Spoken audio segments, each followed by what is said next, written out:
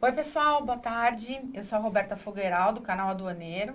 Estou aqui com o especialista em comércio exterior, professor Milton Gatto.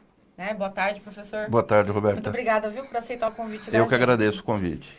A gente reuniu aqui, pessoal, 12 perguntas sobre o programa do Operador Econômico Autorizado e, consequentemente, a prova, da ESAF. Muitas questões têm chegado a gente e a gente sintetizou 12 questões para fazer essa live aqui para o pessoal da página, tirar algumas dúvidas. E essas 12 questões, elas vão ser transformadas em 12 e-mails diários, cada dia uma dica, para o pessoal que, de repente, perder a live, mas está cadastrada na nossa página na internet, no nosso site, poder receber as dicas e ir acompanhando e tirar a dúvida, que eu tenho certeza é a dúvida de muita gente, professor? Muita gente que está bem confuso. Professor, o que é o programa do Operador Econômico Autorizado? Bom, o OEA, Operador Econômico Autorizado, ele visa habilitar qualquer interveniente na operação de comércio exterior que ofereça baixo grau de risco na operação. Pode ser o importador, o exportador, transportador, enfim, qualquer um que tenha algum interesse naquela operação, seja de importação, seja de exportação.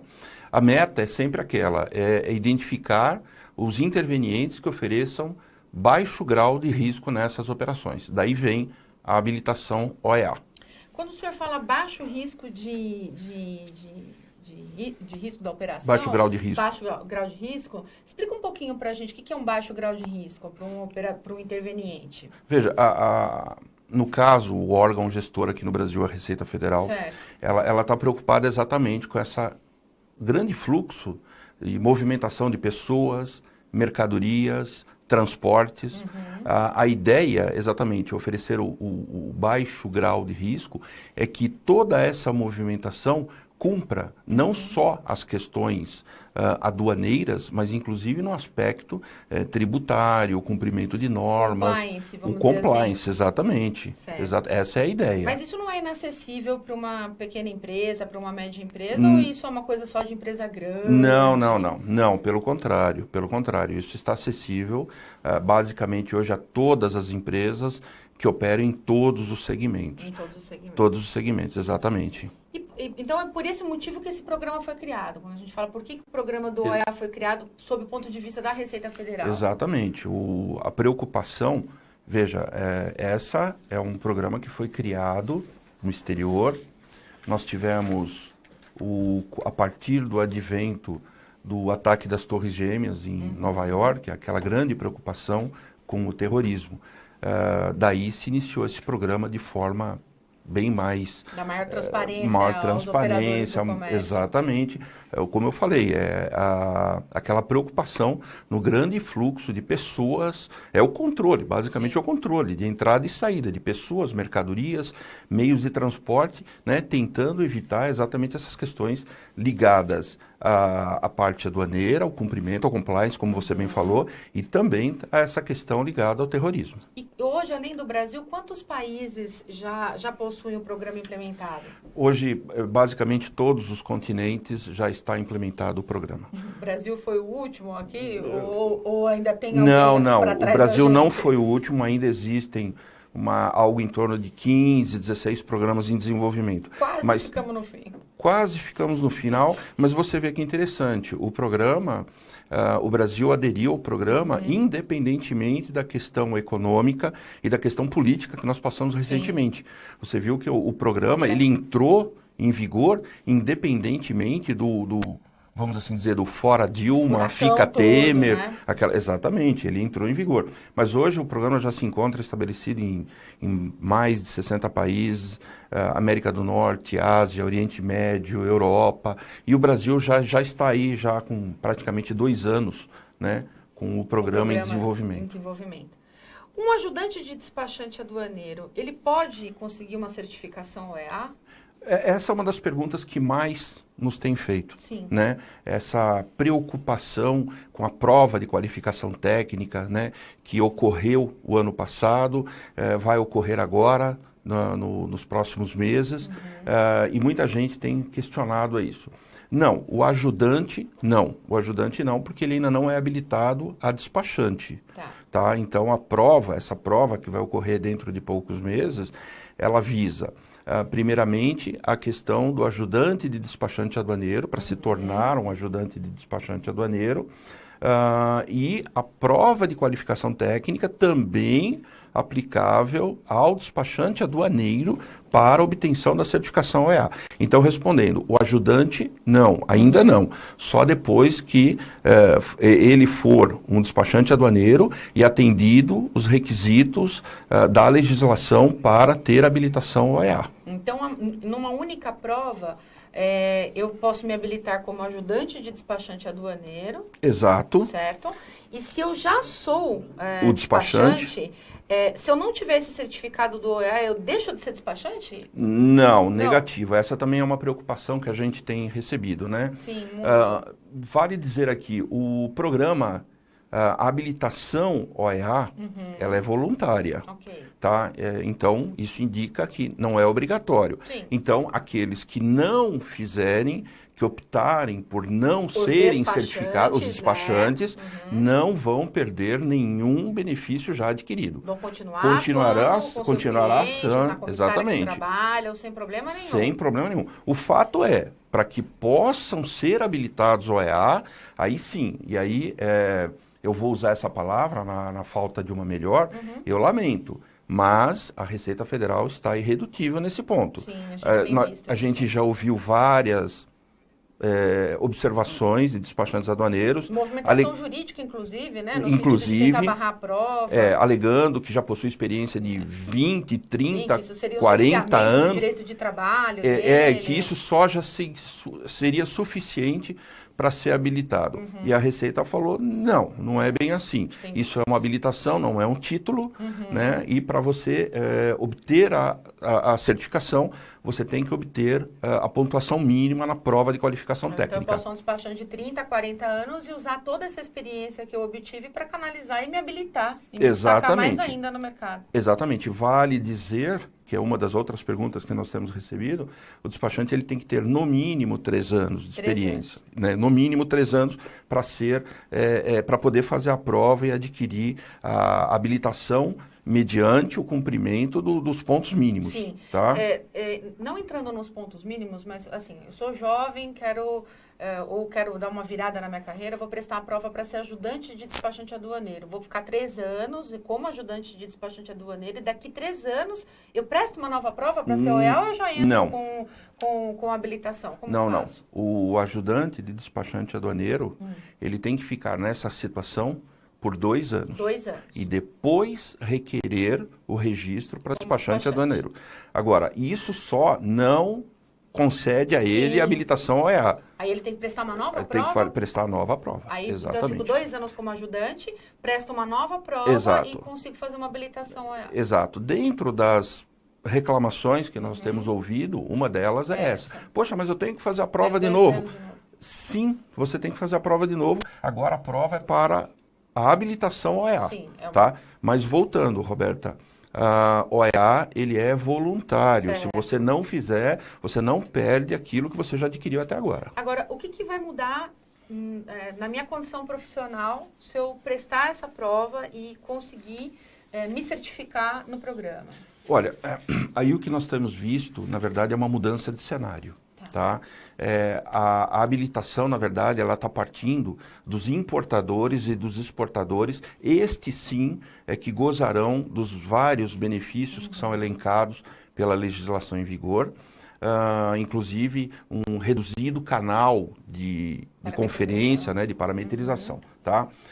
A ideia é que, em função deste novo cenário, estas empresas que já estão habilitadas, elas passem a requerer isso dos seus prestadores de serviço. Isso a gente já tem visto aqui no canal Já aduaneiro. temos visto isso aqui no canal aduaneiro. Importadores e exportadores que têm solicitado ao despachante que informe se ele já é ou não habilitado na OEA. E aí o despachante às vezes descobre sobre o programa por uma exigência do cliente.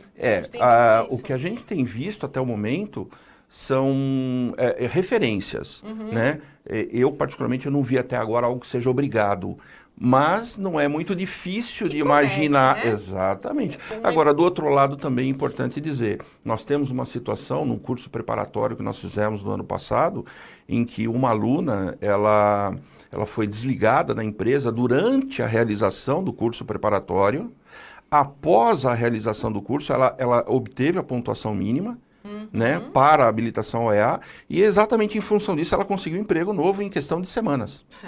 Para você ver como vai fazer uma grande diferença. Vai fazer né? diferença. É um novo cenário. É um novo cenário. É um novo Acho que cenário. uma mudança de paradigma, uma mudança de cultura Sim. na forma como as empresas buscam o prestador de serviço delas.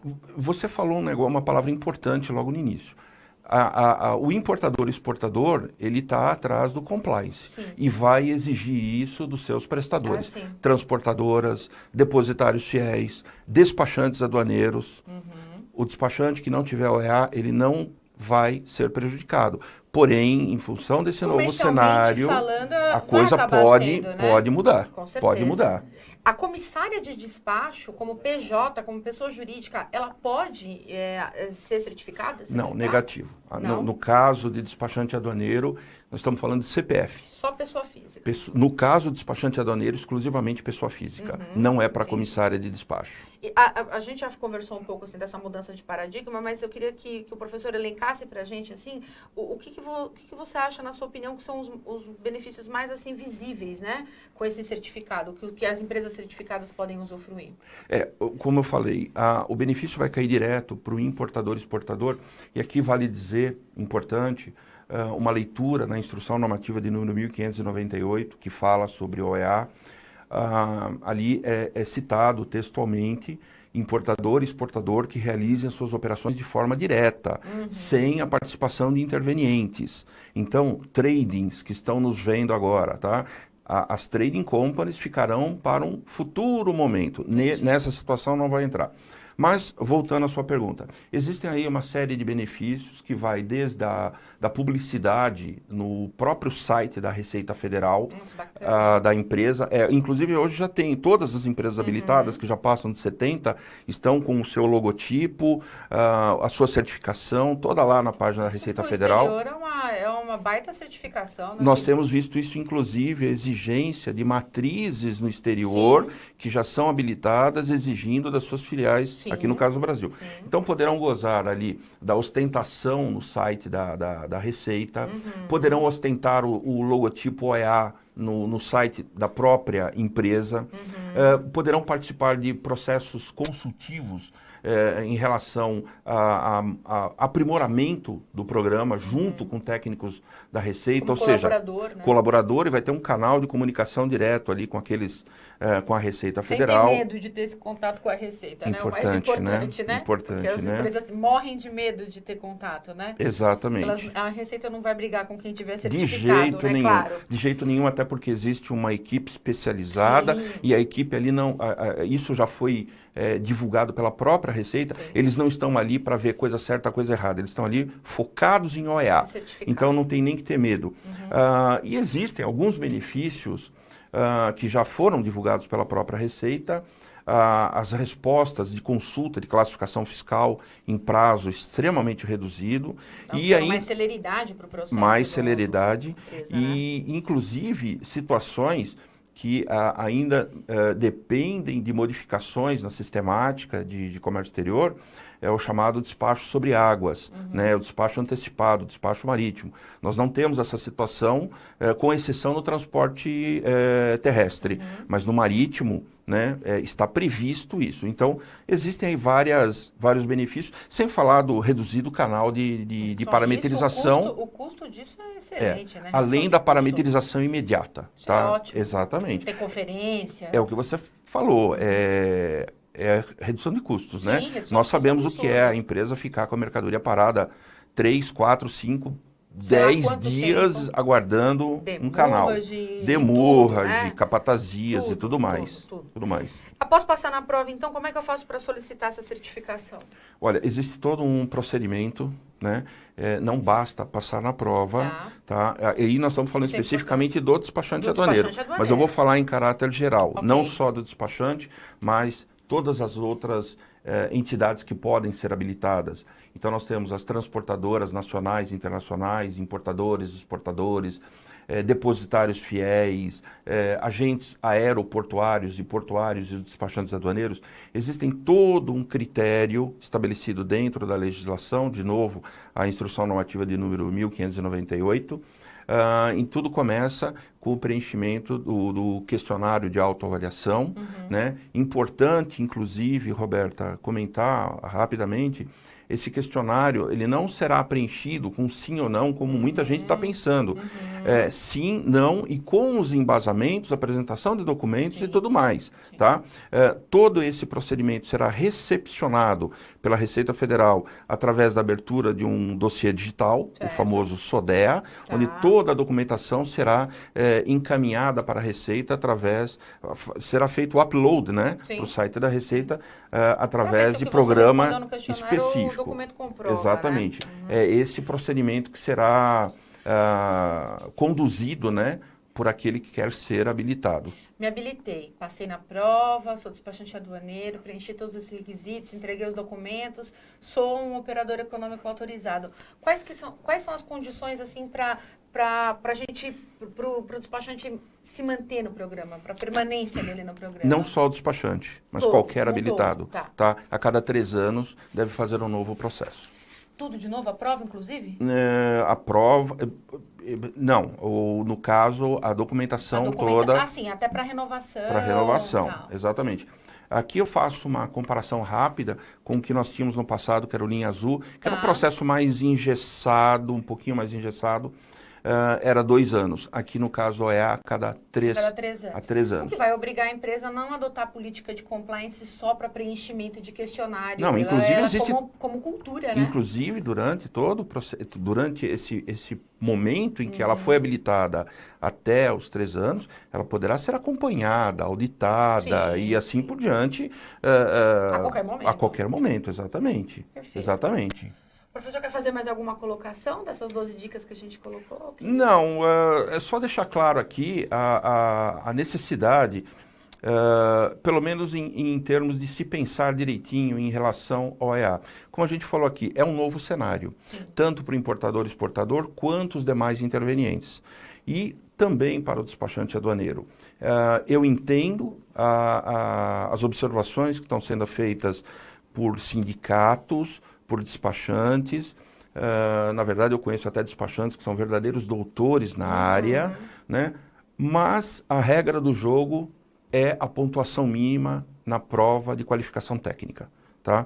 No momento é o que nós temos e eu sugiro, deem uma olhada nisso com carinho, porque, Roberta, é aquilo que nós falamos, é um novo cenário, as empresas importadoras e exportadoras passarão a requisitar isso, se não, mínima, né, se não nesse momento, em termos de observação, num futuro, alguma coisa como obrigação.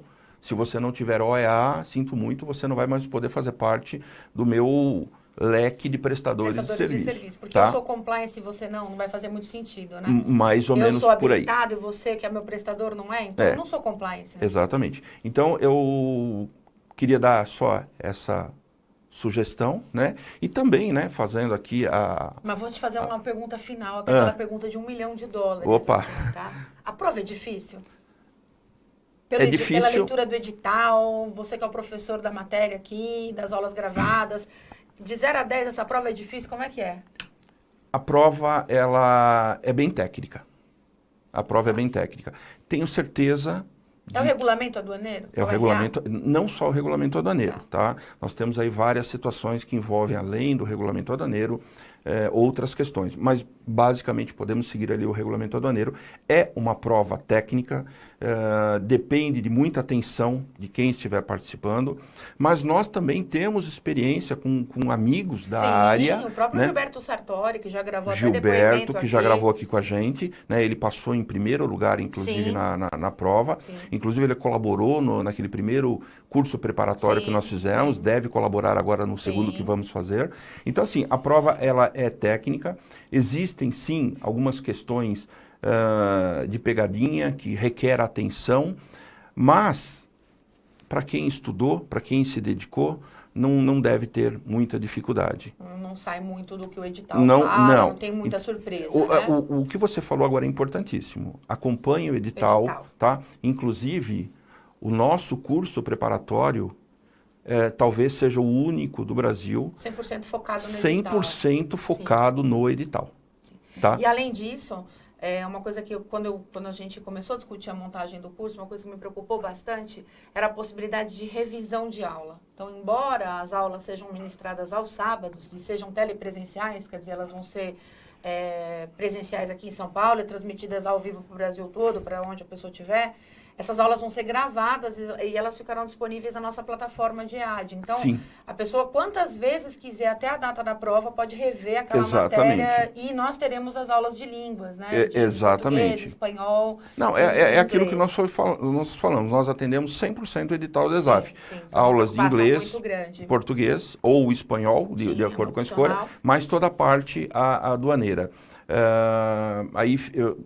O canal aduaneiro já está veiculando, né, as datas das nossas aulas preparatórias. Já está com a turma aberta. Fiquem atentos a isso. Com alunos inscritos, ela já está indo super bem. Ok. Muito obrigada, amigo. Eu que agradeço a oportunidade. Pessoal, obrigada aí pela presença. Entrem no site do Canal Aduaneiro, www.canaladuaneiro.com.br. Se cadastre, porque nos próximos 12 dias, essas dicas todas desse bate-papo super bacana, que para mim me ajudou muito, tirei muitas dúvidas. E acho que para quem está em casa e quem está no trabalho e está assistindo aqui a live, ajudou também. Nos próximos 12 dias, a gente vai mandar uma dica por dia para ajudar o pessoal a entender a importância do programa e ver que essa prova não é essa vilã toda que todo mundo pinta por aí. Em nome da equipe do Canal Aduaneiro, eu agradeço a audiência, desejo a vocês todos uma excelente semana. Obrigada e até a próxima.